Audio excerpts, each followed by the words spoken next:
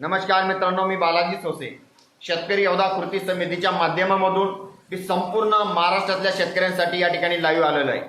मित्रांनो, आपण गेल्या अनेक दिवसापासून पीक विम्याचे प्रश्न या ठिकाणी सोशल मीडियाच्या डिजिटल मीडियाच्या माध्यमामधून आपण या ठिकाणी ऐकत आहे। 2023 आणि 2024 चा पीक विमा अद्याप आपल्याला मिळाला नाही आणि या 2025 आणि 2026 चा पीक विमा काढायचा शेतकऱ्याला 1 जुलैपासून या ठिकाणी ऑनलाईन साईट चालू होणार आहे। पीक विमा शेतकऱ्याला काढायचा आहे, पण त्या पीक विमा काढत असताना त्याचे निकष या राज्य सरकारने आता नवीन निकष केले आहे।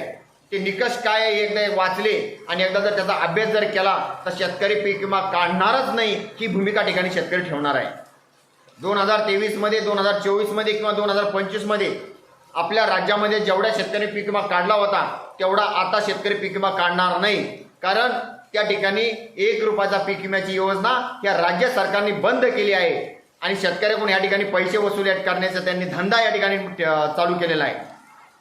सोयाबीनसाठी 1100 काही रुपये, कॉटनसाठी 900 काही रुपये हेक्टरी या ठिकाणी पीक विमा आहे। राज्य सरकार मी विनंती करतो, पीक विम्याचे तुम्ही पैसे घेऊन राहिले पण घेतलेल्या पैशाचा मोबदला आम्हाला मिळाला पाहिजे ही भूमिका आम्हाला या ठिकाणी ठेवावं लागणार आहे।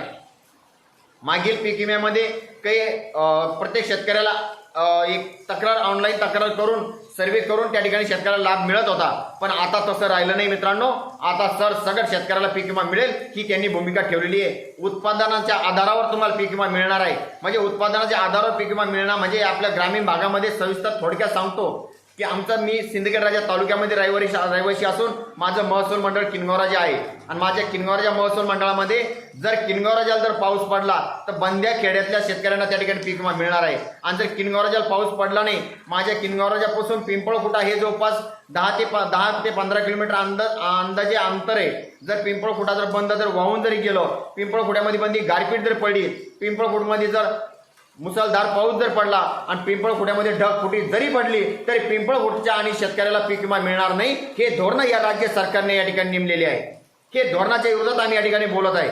आमचं म्हणणं आहे, ज्या शेतकऱ्याची नुकसान होईल त्या शेतकऱ्यांनी ऑनलाईन तक्रार करून त्या शेतकऱ्याला पीक विमा मिळाला पाहिजे ही भूमिका आपल्याला या ठिकाणी शेतकऱ्याला या ठिकाणी उपस्थित करावं लागणार आहे। म्हणून सर्व राज्यातल्या सर्व शेतकरी नेत्यांनी सर्व संघटनेने या ठिकाणी आली पाहिजे। सत्तेतले तर बोलत नाही, कारण ते विकलेले आहे। मी स्पष्ट बोलतो, ते विकलेले आहे आणि विरोधक पण बोलत नाही, ते पण विकलेले आहे। एकही या राज्यामध्ये आमदार खासदार या शेतकऱ्याच्या बद्दल कोणी बोलायला तयार नाही। म्हणून मी सर्व शेतकरी संघटनाच्या सर्व राज्यातले सर्व शेतकरी संघटनेला सर्व नेत्यांना मी विनंती करतो की या शेतकऱ्यासाठी आपल्याला हा लढा फार महत्वाचा आहे। भविष्यामध्ये त्यांच्या पिकाच्या आधारावर जर पीक विमा म्हणला तर 1 हेक्टरी 1, 2, 1000, 3000 वर पीक विमा या सर्वसामान्य शेतकऱ्याला ही पीक कंपनी देणार नाही आणि हे